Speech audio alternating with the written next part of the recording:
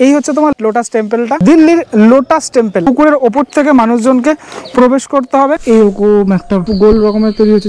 পুজোর আর বেশি দিন বাকি নেই গো। এখন কলকাতা শুধু না, কলকাতা সহ জেলায়ও ভালো ভালো পুজো হচ্ছে। তাই জন্য চলে আসলাম হুগলি জেলার জিরাটে। এর আগেও এসেছিলাম জিরাটে, আবারও চলে আসলাম জিরাটে। আর এখন দাঁড়িয়ে রয়েছে একদম জিরাট স্টেশন আমার পিছনে রয়েছে, আর একদম সোজা রয়েছে হচ্ছে এদিকে গেলে হচ্ছে তোমার হাওড়া। তো এই জিরাট স্টেশনের দুদিকে পুজো হয়, এদিকেও পুজো হয় এদিকেও পুজো হয়। এবার তুমি জিরাট স্টেশন থেকে নেমে হাওড়ার দিকে আসবে, মানে এই রাস্তাটাতে আসার পর এখন ঠিক যেখানটাতে যাব সেটা হচ্ছে এই যে ব্যানারটা রয়েছে জিরাট স্টেশন পাড়া সার্বজনীন দুর্গোৎসব। এটা হচ্ছে তোমার বাঁ দিকে যেতে হবে, বাঁ দিকের যে রাস্তাটা সেদিকে চলে যেতে হবে। জিরাট স্টেশন পাড়া সার্বজনীন দুর্গোৎসব 56তম বর্ষ 2024 সালের বিশেষ আকর্ষণ দিল্লির লোটাস টেম্পল, অর্থাৎ দিল্লির লোটাস মন্দির, যেটা এরকম পদ্মের মতো, সেটা আমরা দেখতে চলেছি এবছর। তাহলে চলো গো দেখে আসি জিরাট স্টেশন পাড়া বারোয়ারি এই পুজোটা কত দূর এগোলো। কিছু দূর এগানোর পরেই এই বাজার থেকে তোমাদেরকে চলে যেতে হবে হচ্ছে এই গলির দিকে। এখানে সব লাইট ফাইট থাকবে, পুজোর সময় একদম দেখাই যাবে। ওই যে ওইখানে ব্যানারটা রয়েছে। আমি বলে রাখি জিরাটের যে পঞ্চায়েত কার্যালয়ের যে অফিসটা সেই গলিতে ঢুকে যেতে হবে। চলে আসলাম গন্তব্যে, চলে আসলাম একদম ওই স্টেশন থেকে 5-7 মিনিট হাঁটা পথে চলে আসলাম। একটা জিনিস দেখতে পাচ্ছি, ওটা হচ্ছে পুকুর রয়েছে সামনে একটা এরকম, ঠিক আছে? পুকুরের মধ্যে থেকেই আমরা প্রবেশ করব, মানে এই যে এন্ট্রান্সটা হবে এখান থেকে, ঠিক আছে? এখান থেকে মানে পুকুরের মধ্যে থেকে একটা সেতু করা হয়েছে, ঠিক আছে? তো সেতুর ওপর থেকে এই মুহূর্তে আমি যদি যাই তাহলে অবস্থা খারাপ হয়ে যাবে, ছবি হয়ে যাব, কেননা এখন তো রেডি হয়নি, ঠিক আছে? তো এখন আমি ছবি হতে চাইছি না, অনেক স্বপ্ন বাকি রয়েছে, অনেক কিছু দেখানোর বাকি রয়েছে। এই হচ্ছে তোমার লোটাস টেম্পলটা, ঠিক আছে? মানে এখান থেকে দেখতে আমার বেশ ভালো লাগলো, কেননা পুরোপুরি এই লোটাসের আদলে এখন যে খাঁচাটা মানে স্ট্রাকচারটা সেটা করা হয়েছে। আমি জুম করে দেখাই।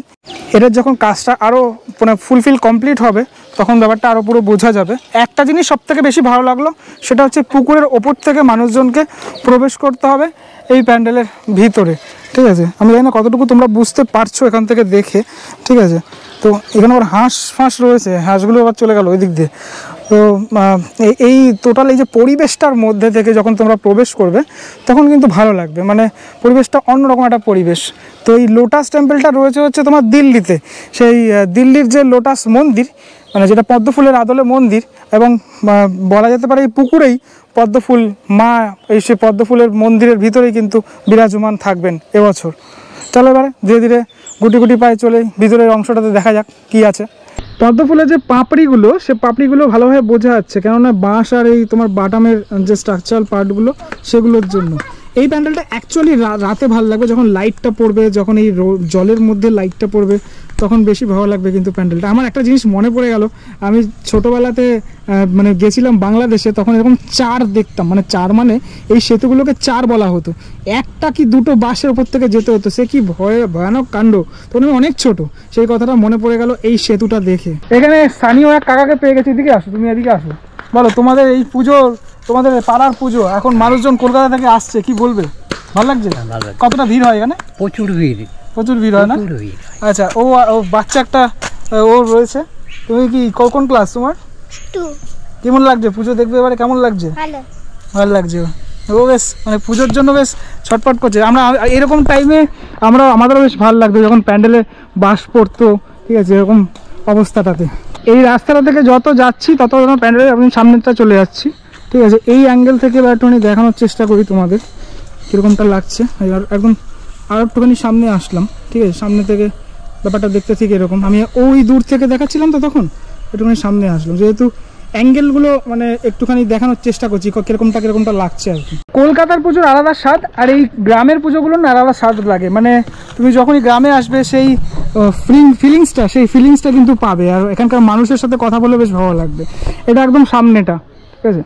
একদম সামনেটা ঠিক এরকমটা, এমন কিছু জায়গা বেশি বড়ও না, ঠিক আছে? এরকম একটা জায়গা, তার মধ্যে ফুটিয়ে তোলার চেষ্টা করা হয়েছে আর কি। অ্যাকচুয়ালি এটা হবে হচ্ছে এক্সিট, তো আমি এক্সিট থেকে প্রবেশ করছি এই মুহূর্তে। মানুষজন দর্শনার্থীরা প্রবেশ করবেন, মাঠে কাদাও রয়েছে, যেহেতু বৃষ্টি হয়েছে তো তাই জন্য কাদাও রয়েছে।